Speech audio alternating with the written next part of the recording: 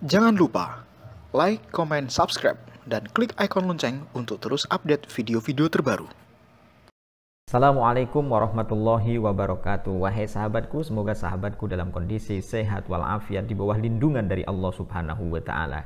Pada kesempatan kali ini, saya ingin menjelaskan tentang berbagai pernyataan yang dimunculkan oleh Gus Baha bahwa dia misalnya masih keturunan dari Mbah Kiai Mutamakin, nanti masih memiliki hubungan pula dengan Kiai Hamid Pasuruan, dengan Kiai Maksum Lasem dan lain sebagainya. Apakah hubungan ini sehingga jalurnya bisa kemana-mana itu memang menjadi tradisi ulama masa lalu atau bukan? Pada kesempatan kali ini, bahwa yang model begini, model hubungan kekeluargaan antara kiai dengan kiai sampai ke Mbah Mutamakin sampai kepada Yai Hamid Pasuruan, itu kok bisa itu loh. Kok bisa berhubungan dengan kiai sana, dengan kiai sini dan lain sebagainya. Pada kesempatan kali ini saya ingin menjelaskan hubungan antara perkawinan antara putra kiai dan juga sesama kiai lainnya. Saya ingin mengawali proses ini dari Kiai Sihah.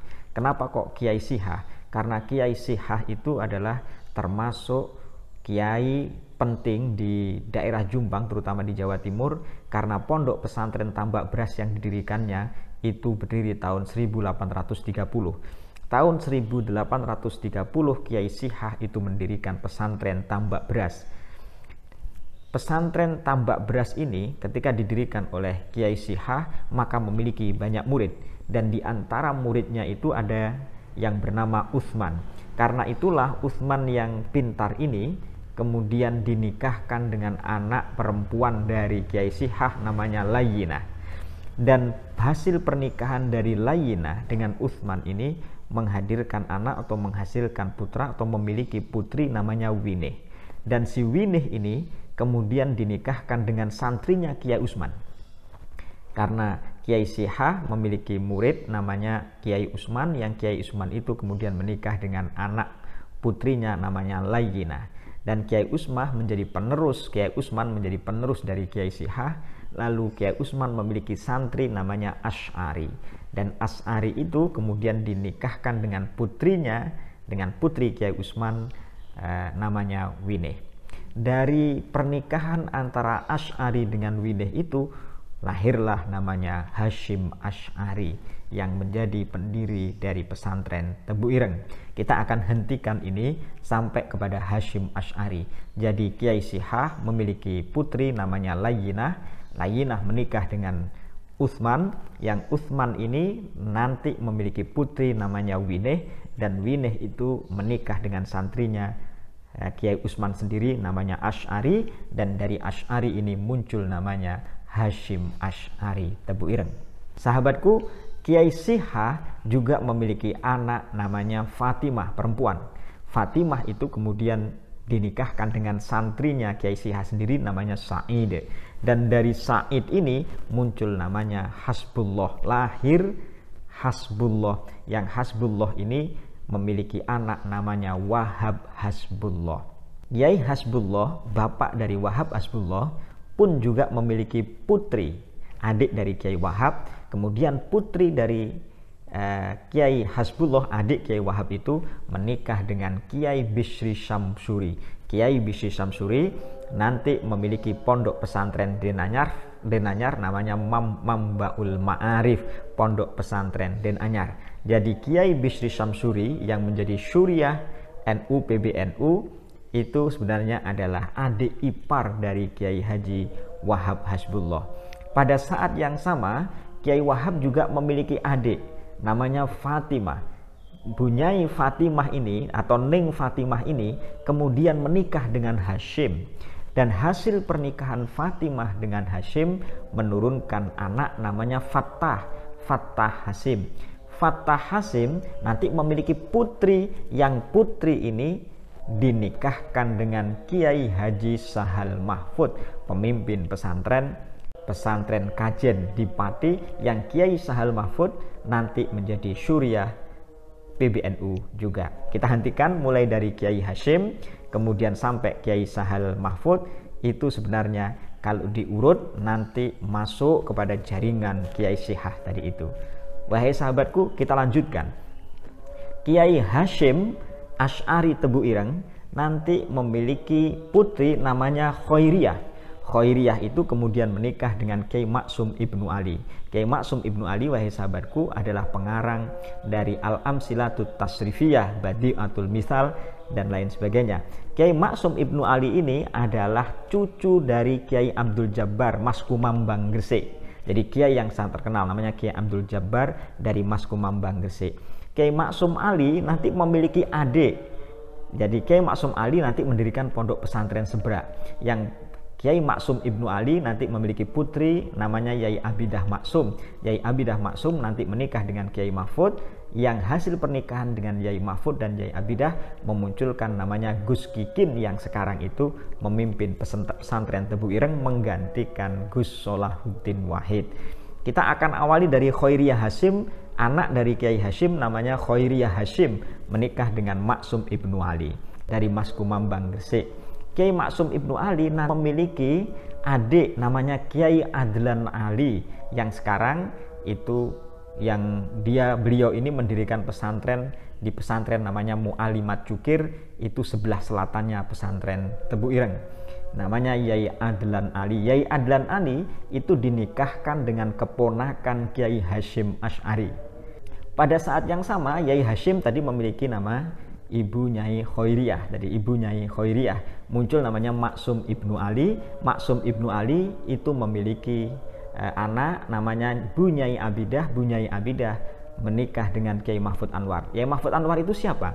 Kiai Mahfud Anwar, wahai sahabatku, adalah putra dari Kiai Anwar, pendiri pesantren Pacul Guang. Nah, Kiai Anwar ini nanti memiliki putra namanya Mansur. Jadi Mansur adalah kakak dari Mahfud. Mansur ini kemudian dijadikan menantu dari pendiri pesantren Lirboyo, Kiai Manaf. Kiai Manaf itu memiliki putri dan dinikahkan kepada Mansur Anwar, sehingga pengasuh pesantren Lirboyo saat ini sesungguhnya adalah anak turun dari Kiai Mansur bin Anwar, yang Mansur bin Anwar tadi adalah kakak dari Kiai Mahfud Anwar. Wahai sahabatku, pada saat yang sama Kiai Manaf atau Mbah Abdul Karim menikahkan putrinya juga dengan Kiai Marzuki. Kiai Marzuki adalah putra pondok pesantren Jampes. Jadi pondok pesantren Jampes dengan pondok pesantren Lirboyo itu besanan gitu, wahai sahabatku. Pada sisi lain, Kiai Hasyim Asy'ari juga memiliki anak namanya Fatimah. Anak namanya Fatimah itu kemudian menikah dengan Kiai Hafid Dimyati. Kiai Hafid Dimyati dan Yai Dimyati itu adalah pengasuh pondok pesantren Termas Pacitan. Jadi ada hubungannya dengan pesantren Termas Pacitan juga. Anak dari Kiai Hasyim Asy'ari lagi namanya Kholik Hasyim itu menikah dengan keponakan Kiai Baidowi. Keponakan dari Kiai Baidowi yang putri dari saudara putri dari Kholik Hasyim itu namanya Bu Nyai Aisyah. Bu Nyai Aisyah pun menikah dengan Kiai Baidowi. Dengan Kiai Baidowi, yang Kiai Baidowi itu memiliki keponakan namanya Saifuddin Zuhri. Saifuddin Zuhri nanti memiliki anak jumlahnya 10. Dan di antara anak yang paling ragil namanya adalah Lukman Hakim. Dan Lukman Hakim ini memiliki kakak namanya Farida. Yang Farida itulah kemudian menikah dengan Gus Solahuddin Wahid. Jadi para sahabatku, kalau misalnya melihat dalam acara prosesi pemakaman Kiai Haji Solahuddin Wahid, lalu di sana ada Lukman Hakim, itu bisa wajar. Sahabatku bisa menjadi tahu, ternyata Lukman Hakim itu adalah adik dari Bu Nyai Farida. Yang Bu Nyai Farida itu adalah istri dari Kiai Solahuddin Wahid.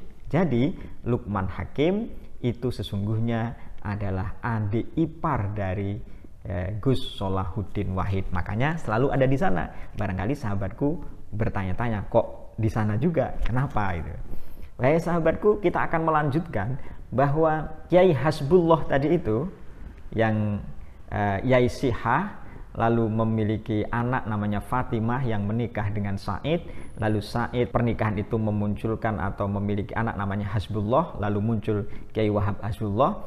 Kiai Wahab Hasbullah nanti juga memiliki adik perempuan, yang adik perempuan ini menikah dengan Kiai Musta'in Romli, pesantren Peterongan di Rejoso sana, sehingga hubungan ini menjadi hubungan yang erat begitu. Wahai sahabatku, ini adalah bagian dari sedikit bagaimana hubungan para kiai, pernikahan di antara anak-anak para kiai.